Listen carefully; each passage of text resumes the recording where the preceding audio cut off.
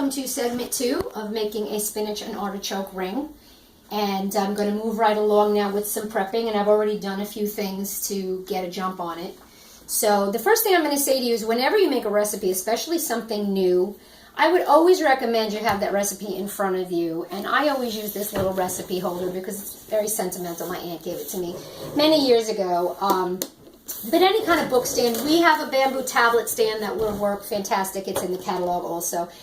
You have step-by-step instructions, and when you're making something new, you're in a rush, people tend to skip a few steps forward. So it's always good to have it right in front of you. And even though I've made this so many times, I'm actually going to be following this recipe step-by-step, both so I can tell you exactly what I'm doing, and so I know that I'm not getting ahead of myself. So the first thing we're going to do, and I have done, is preheat my oven to 375. My crescent rolls I have put into the refrigerator because we want to keep them as firm as possible. And we're going to start doing our prep now. Now, after I introed all of the ingredients, my daughter asked me if I could also put mushrooms in this. So since I'm adding another can, I have already jumped a step and I opened my artichoke hearts with my smooth edge can opener, which I am going to demonstrate to you with the mushrooms in a moment. And I have put my artichoke hearts into my manual food processor to start processing them.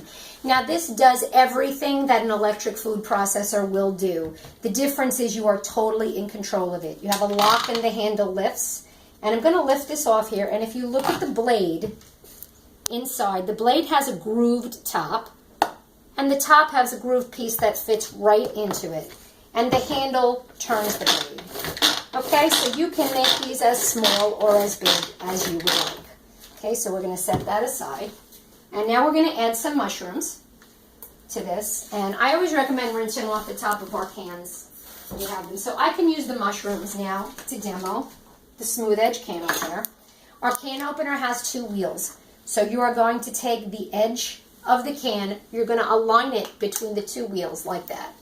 So, and when you get used to doing it, you'll just put it there. There's a tip here you're going to put, see that? You're going to put right on the top of the can. And it's self-aligning, which means once you set it up, it's going to find the groove and it's going to open your can for you. And you're going to go around all the way.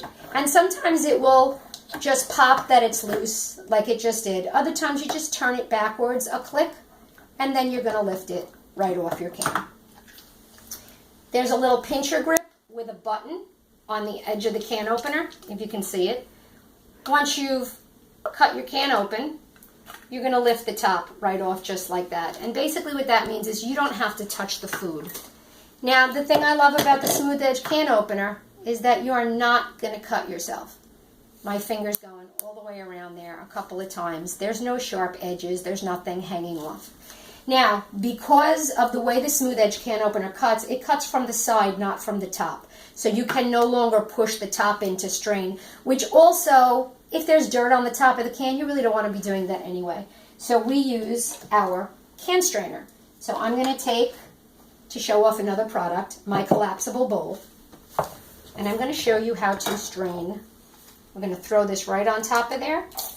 And we're going to strain right into there. Okay? Then I'm going to put my mushrooms in my manual food processor, and I'm going to process them all nice and small, which I'm going to do when the camera stops so that we can keep moving along.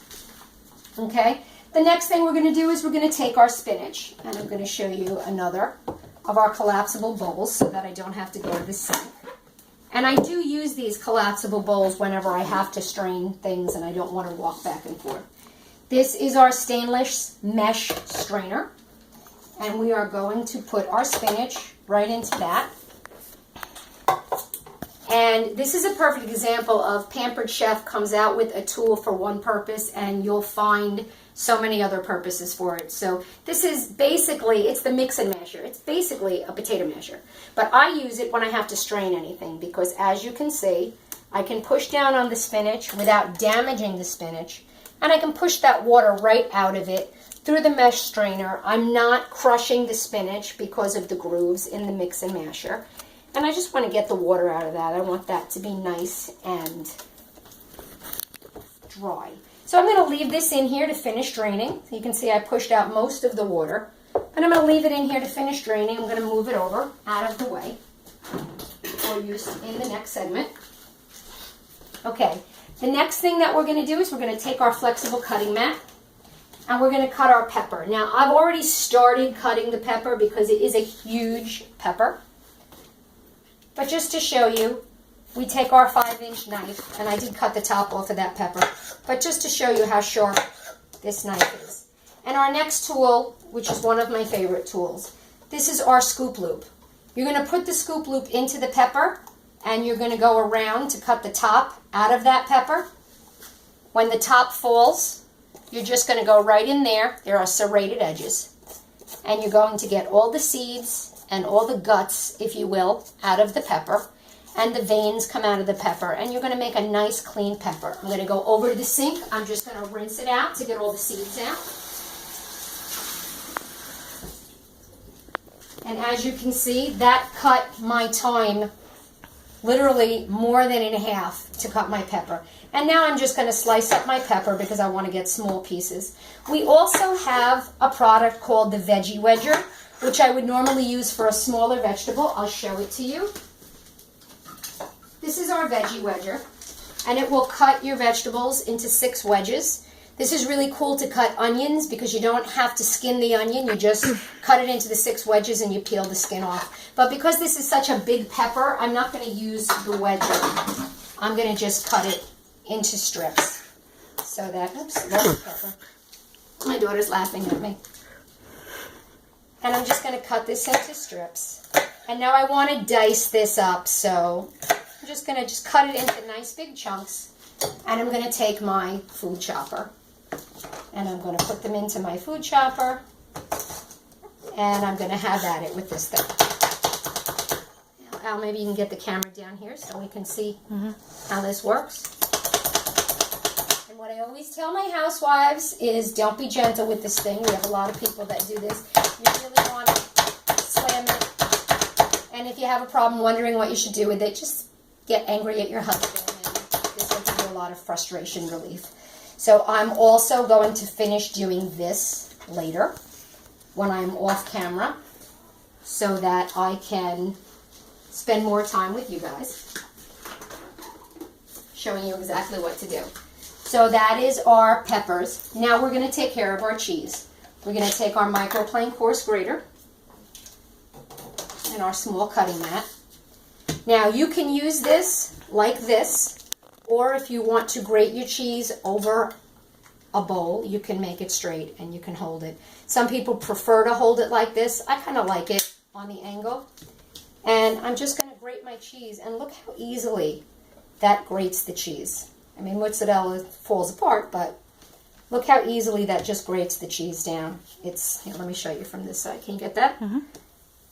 Look how beautiful the cheese just comes through there. So this is a great tool. And again, I will finish my cheese when I take a break. Okay, the next thing that we're going to do is we're going to do our Parmesan. Now, with the Parmesan cheese, this recipe could use feta or Parmesan. I find that a lot of people don't like feta, so I use the Parmesan. And we want to grate that up. You're also going to put Parmesan on top of this. So we're going to put a half a cup of Parmesan in the recipe, and then we're going to put 2 tablespoons on top. And you can make this with feta if you like feta cheese. I use my microplane zester to grate my Parmesan cheese. I just like the way it comes out, and I'll show you. You know, and it's so easy to do. Can you get in there, Al? I am. You see how easy the cheese grates? And it really is very fast. It's going to go really quick. I'm going to get through this whole thing.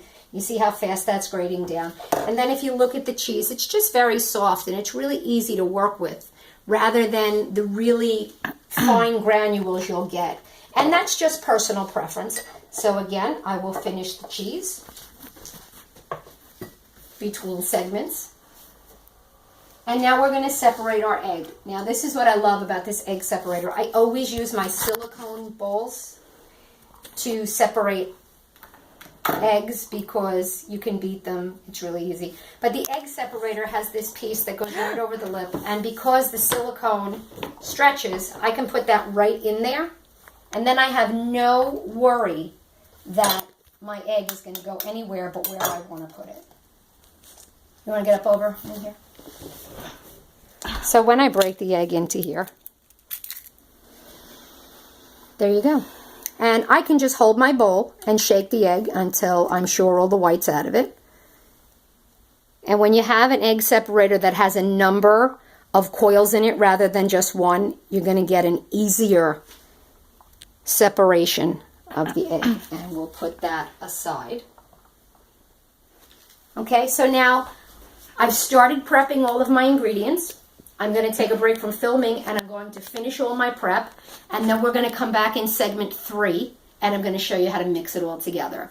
So don't forget, when you finish viewing this video, please refresh your screen so that the next video comes up, and I'll see you in segment 3. Thanks.